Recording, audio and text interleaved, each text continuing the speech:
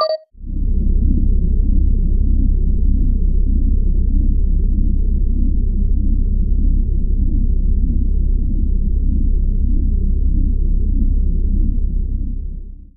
everybody, welcome back to the Astral Tourist. I've been on a short channel break to reset, travel, be jet lagged, experience hellish conditions in the heat, etc., etc., etc. But now it is time to move along.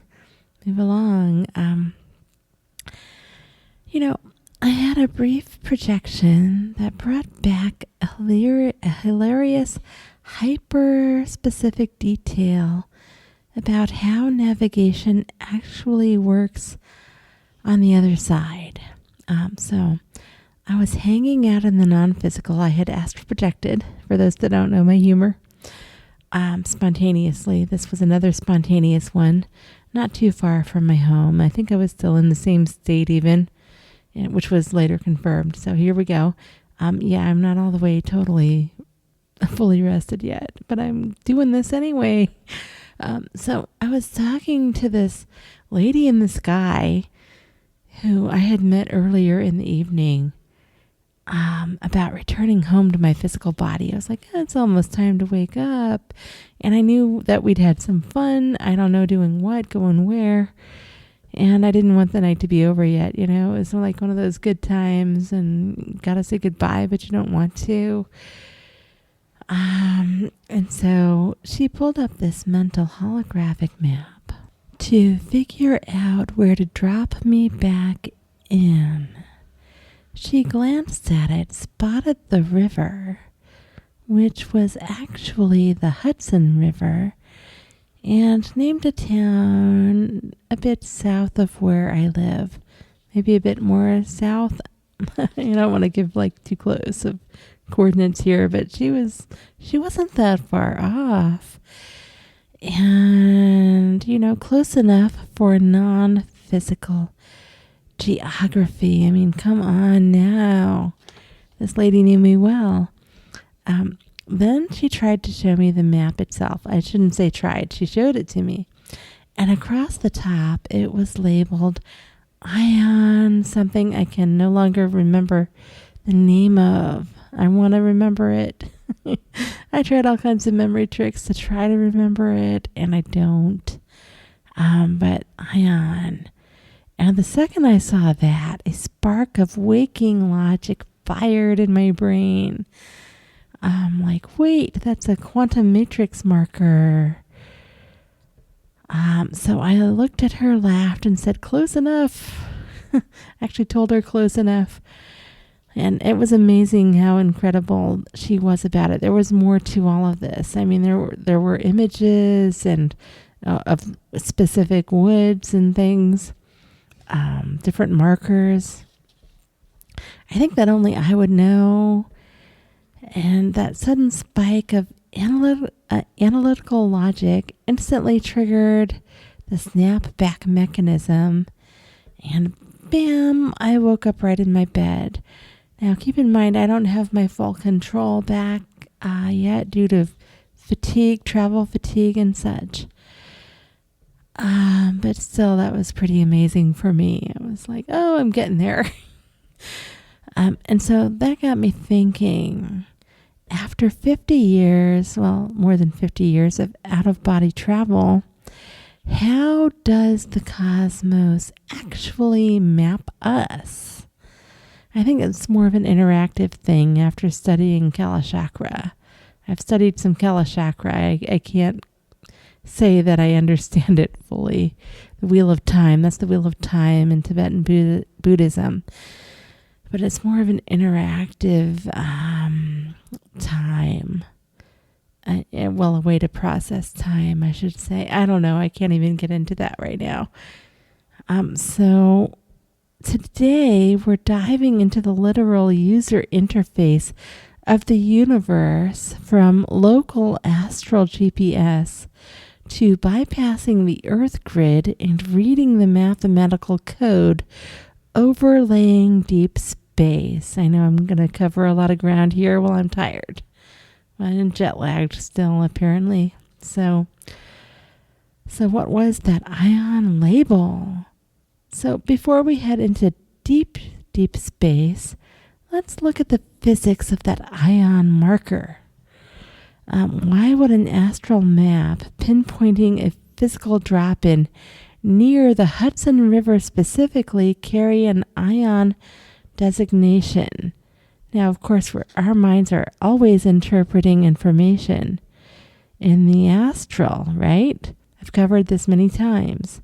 And so the ionospheric anchor, the Earth's ionosphere, which starts about 37 miles up, is a shell of electrons and electrically charged atoms influenced by solar radiation and Earth's magnetic field.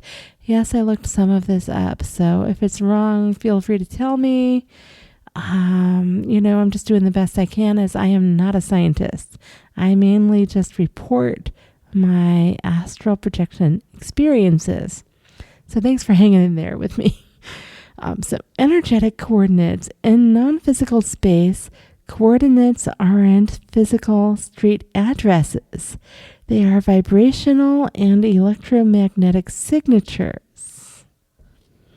An ion grid marker is essentially the energetic frequency tag of a specific geographical zone on Earth's upper atmospheric lattice. Now here we go with the Earth grid. This is where I don't believe we are Earth prisoners, at least because of the grid. Maybe for other reasons. I'm still thinking about all that. But the grid, I believe, has to do more with the math. So the longer I live and the more I explore astral projection, I think it's more electromagnetic, mathematical, matrix stuff, actually. But, I don't have all the answers, and I just report my findings. And so here we go.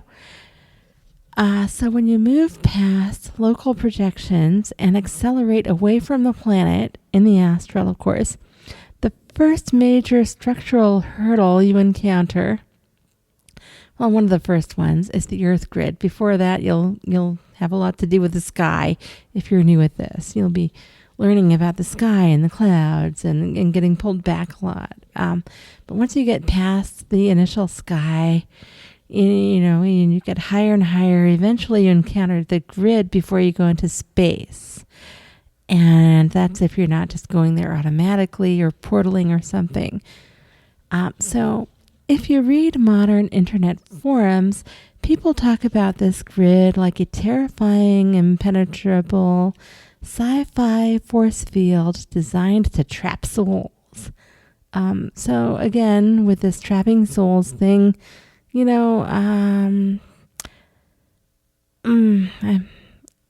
I'm still out there on that. I don't know for sure that Earth is a prison planet or not, but if it is, it's not because of this grid thing. So in my 50 years of experience, the grid is nothing to fear. It looks like a simple grayish silver net to me, or lattice made of very thin lines wrapping around the globe. And I've had others message me telling me that they have encountered things like way stations along it. I haven't yet. Well, actually, I think I did once, but the memory is fuzzy because I was trying to tune into what somebody else was trying to show me. So there could be some way stations there. But I think they're few and far between. At least, I don't usually run into them myself. So, and again, it's not a solid wall. It's not a brick wall or something like that. But it does have a rubber band kind of a frequency. I've bounced against it before trying to get out. And so if you are moving too slowly, or if your physical body is exhausted back in bed, that net lattice will catch you up and snap you right back like a rubber band. My hacks are: don't fight it. Execute a quick shift in focus. Shrink your awareness until you feel completely microscopic. So this is a shape-shifting technique. For those that can do shape-shifting, you just go smaller and tiny enough to slip right through the mesh in the lattice. And that has worked for me on many occasions. So you could also pair that shift with a burst of speed, and you are through into deep space. Like actually, if you go smaller and then you go fast, that's a real catapult there. But if you're bigger and you use the speed because you've just got a ton of energy and you're like going to punch it through, you'll get through, but maybe to like Jupiter or Pluto or something. So smaller and faster is best for super speed travel. But there are different ways to get through here, and you can always just use a portal, even from like a power spot on Earth, like the Himalayas or something. You can kind of slip through the cracks that way. Just, tips and tricks. So anyway, once you cross the boundary one way or another, the illusion of empty space completely vanishes. Now, I know for some, they're like, oh, I'm in the void. And yes, there's a way of perception where you can just see the void. And I have too. I've been out there for hours and hours, like, oh, am I finally going to get where I'm going? But that's not all that's there. Okay, so in theoretical physics, John Wheeler proposed the concept of quantum foam, the idea that at the Planck scale, don't ask me to define that, space-time isn't smooth, but a churning energetic foam of geometry and quantum fluctuations. Now, this takes me back, I've talked about this, to where I had an astral projection where two people came to me claiming to be ancient ancestors and guides. And they showed me a kind of bubble universe where all the bubbles were connected. And it was incredible. So I think this is what they were talking about, only in kind of a bubble form. So anyway, when projecting without a physical skull, without a physical body, filtering your perception without your physical mind interpreting, and just your energy out there, you see this underlying architecture more directly for the space that you're in. Like that bodies can interact with that reality, and our bodies here, once you're back, interact with our reality when we're here. So for me, it manifests when I'm astral projecting as an overlay of quantum geometric equations stretched across the vacuum of space, kind of like highway signs, but mathematically, and there are ones I can read there, but not here. So the planet of equations, I've talked about a couple of times. During one journey, there was this vibrant orange planet, kind of heavy. It felt dense and heavy, from a distance even. And I went closer because I was curious, and it was highlighted with white, like on my quantum map there. And its entire surface, when I got there, was overlaid with glowing, translucent mathematical equations that I could not understand. And this was years and years ago for me. And the literal source code, keeping that celestial body spinning in its precise coordinates, was just fantastical to me at the time. So the mathematical paradox is here, when you're out there and you can see the grid and you can see the math, and the math makes total 100%, 1000% intuitive sense, if you know it, if anybody else has seen this and knows it.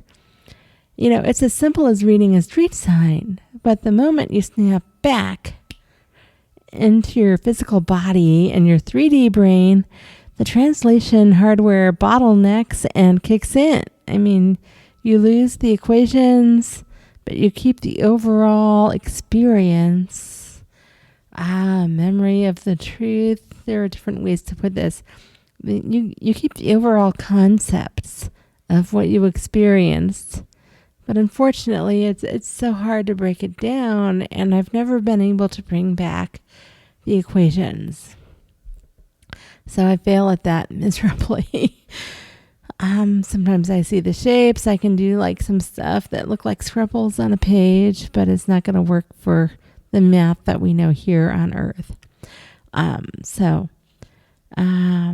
Understanding the user interface brings us right back. You'll snap back as soon as you get to analytical instead of observational.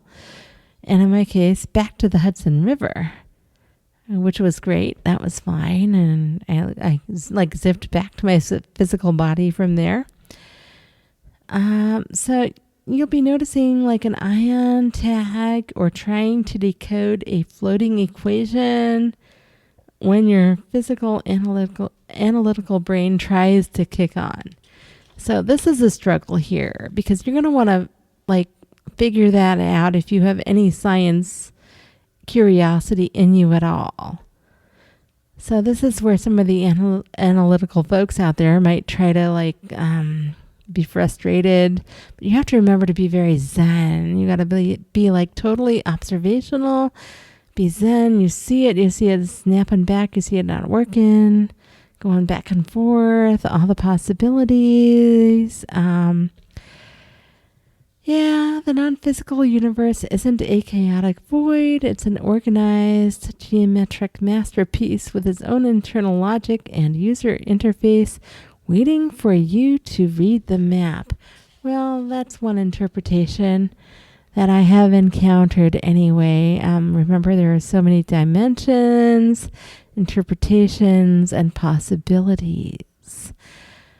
So thanks so much for tuning in. This is just my sharing after travel and still being jet-lagged. I love you all. Lots of love across the universe. Lots of love to you. Heart to heart, Reiki. I have so many different sharings, how-tos. My mind will not be quite as distracted in the coming days. But I really wanted to get this out there and let folks know I'm back and, I'm here and I'm not going anywhere. So happy astral travels.